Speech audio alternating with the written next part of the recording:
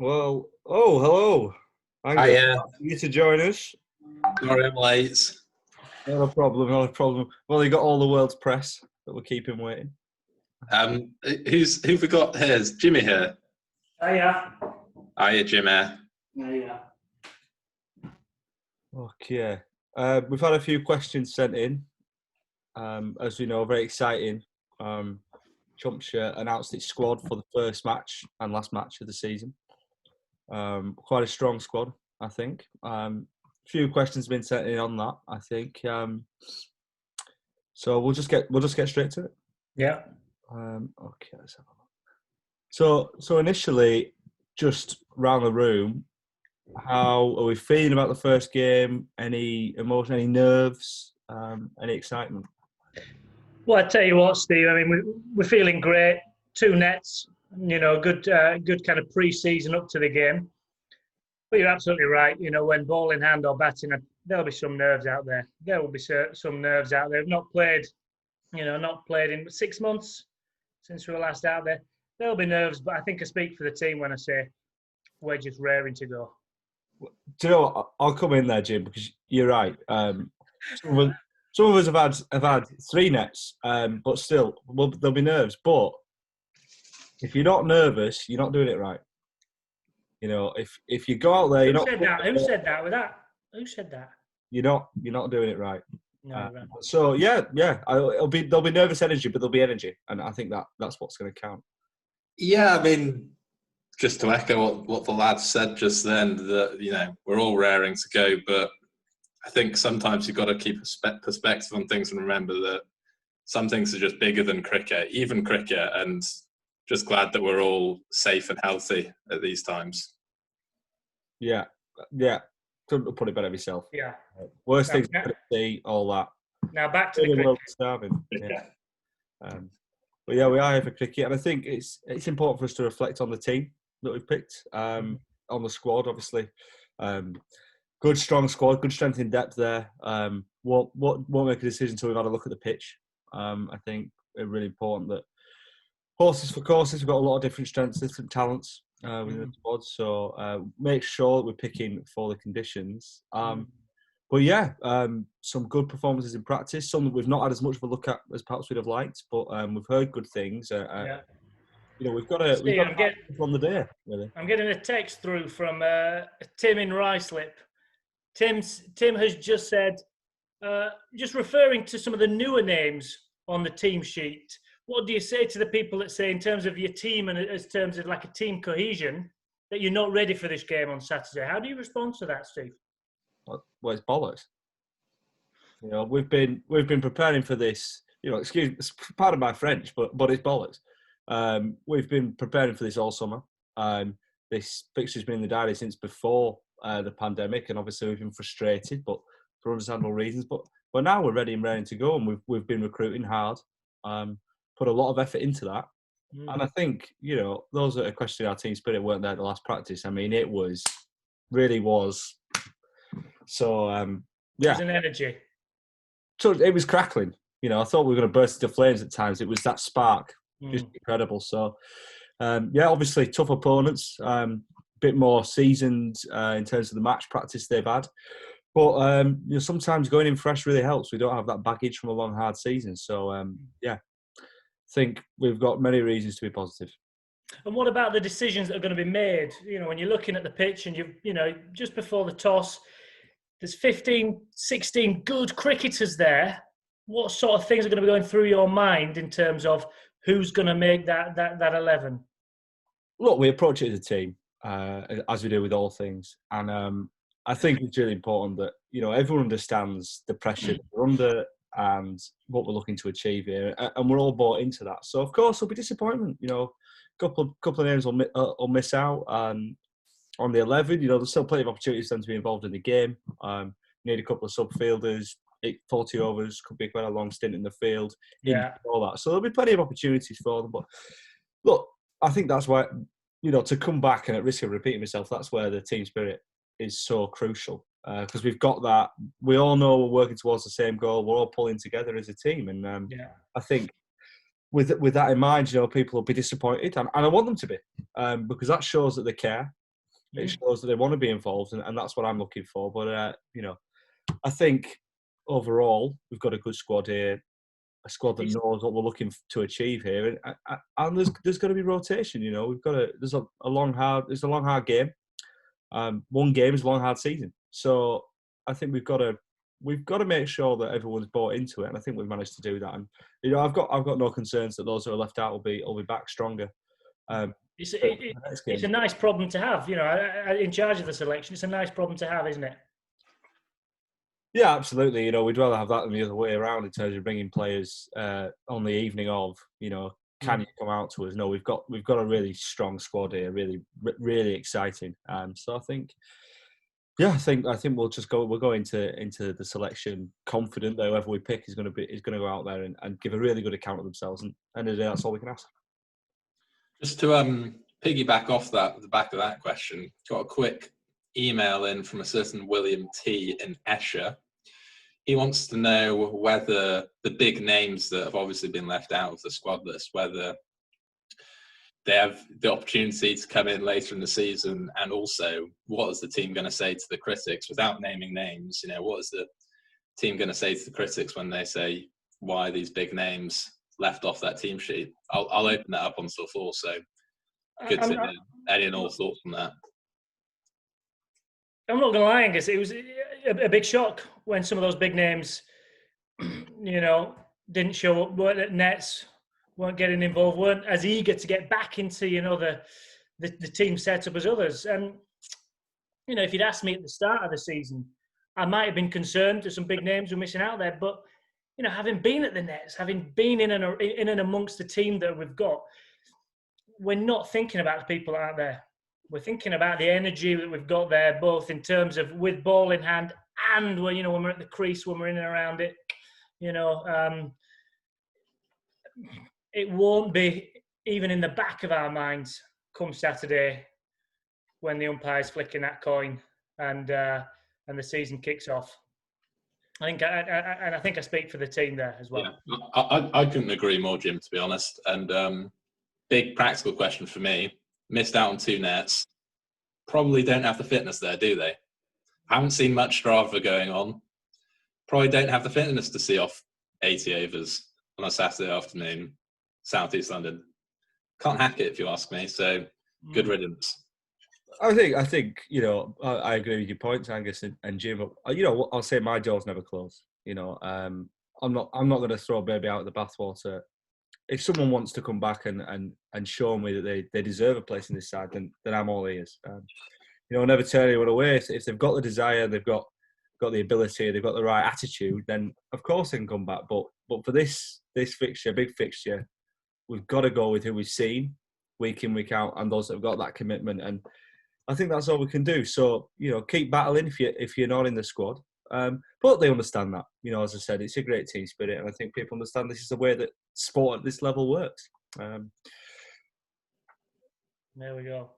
And what about, let's turn our focus to the lawnmowers. Okay, they like us. There's not been much cricket played over the past 6 months, but we've seen footage. They're looking good in the nets, and last season looking really strong, coming into this with as much momentum as they possibly could. Considering all the things, how are you feeling about about taking on the lawnmowers? Well, I'll just jump in there. We've got to play our game. We can't play anyone else's game. We can't play the opposition. We play our game of cricket, and we believe that's good enough to take on anybody. But if it's not on the day they play better, that happens. But as long as we do our bit, that's what I'm thinking. I'm not, we're not at a level where we've got this level of video analytics that we'd like. We don't necessarily have the level of statistics that we'd like, and that's something we're working towards. But on our budget and the way we're doing, we don't have that at the moment. So we can't spend as much time as we'd like, looking in detail. But what we can do is focus on ourselves, and that's what I've told the gang, and that's all we're going to do. Angus, I don't know if you've got any thoughts. You've spent a bit more time down there. Yeah, I agree completely. You've got to play our own game, lads, on Saturday. And if the lawnmowers come out on top, so be it. The best team won on the day, but I think we'll just play our game They seem like a good bunch of lads. They seem bang up for it. And yeah, like you said, Jim, the footage that I've seen, one delivery on Instagram, lovely little flighted spin of some variety, but good ball, necking top of off. So yeah, good opposition, I should think. And I'll say just quickly, Jim, if we do lose, you learn more from a defeat than a victory. Yeah. You win or you learn, lads. But I think we're all looking forward to sharing the to sharing the field with the locally revered Tristan Quinault. He developed quite a reputation, hasn't he, over the past few seasons as being a real name at this level of cricket. And I mean, I for one, I'm looking forward to the opportunity of bowling at him and perhaps facing some of his balls as well. He is a top player at this level, but we're not going to fear him. I'm just really looking forward to sharing the stage with him. Who knows what's going to happen? It's why we play the game, Jim. It's why we play the game. To play against players of that stature. And we can only improve by playing. We can only improve by playing players of that stature. So, bring it on, I say. Bring it on. Yeah, indeed.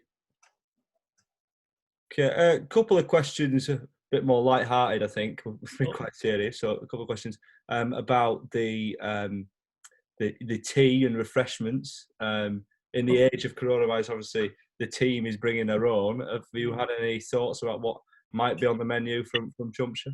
Cheese and pickle, always. Yeah, I've had a little think, and I think it's going to be cheese and pickle. Cheese and pickle it is. Cheese and pickle. I thought as well we might bring a few cans of Guinness, maybe. Oh, yeah, that's not a bad idea actually. I haven't thought of that. That's a very good idea. Just one or two each. Cans of Guinness would be lovely. Yeah, Guinness. Yeah, that's not a bad idea, Steve. Could have a Guinness. Excellent. Of a similar vein, people talk about coming down to watch. Is that an opportunity? What's going to be on offer for those that are not involved on the pitch, but they obviously want to come down and support? Yeah, it's a big spectacle. I think it's going to be a great carnival atmosphere. There might be music, there might be flags, there might be interval shows of some variety or another. Come down and have a look.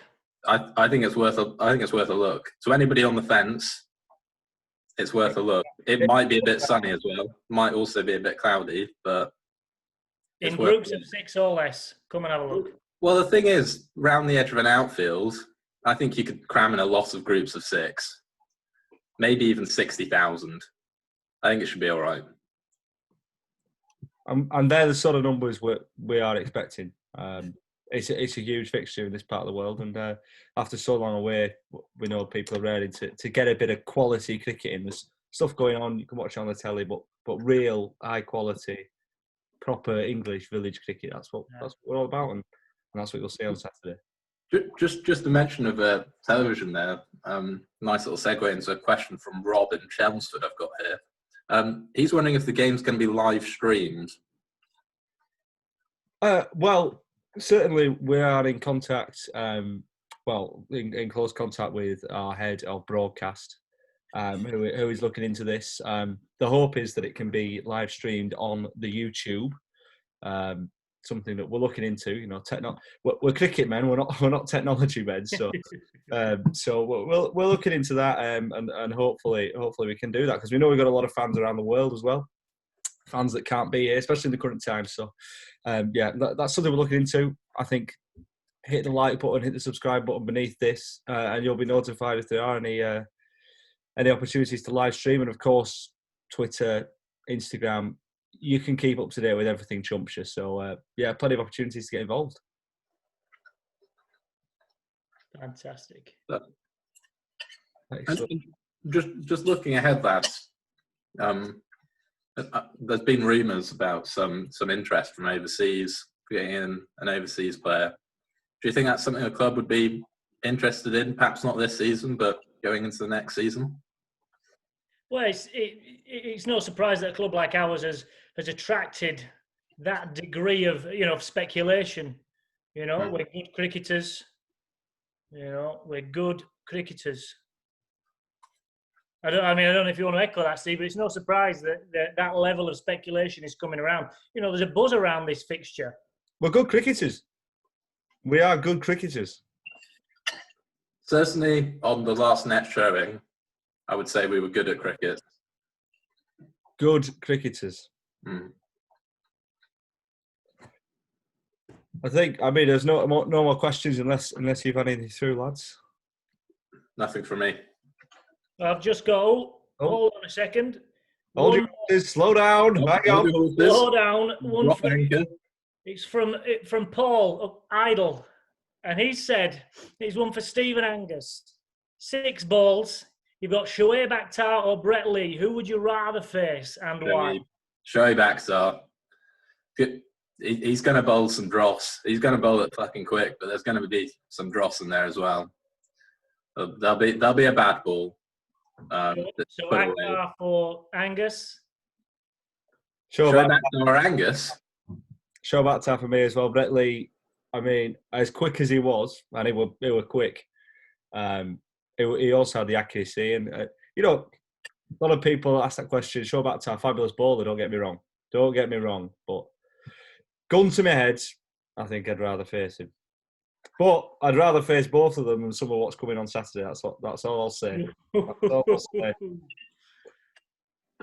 Right, so thank you everyone who's joined us for this. As I say, stay tuned on our channels. You'll see what's going on. A lot of good stuff happening around the club at the moment. Obviously, try and catch us on Saturday in person if you can. If not, we'll try and sort some highlights out if we can't get it live streamed, but we'll go working for that. But until then, stay safe, keep your health, and happy cricketing. Happy cricketing. Cheerio.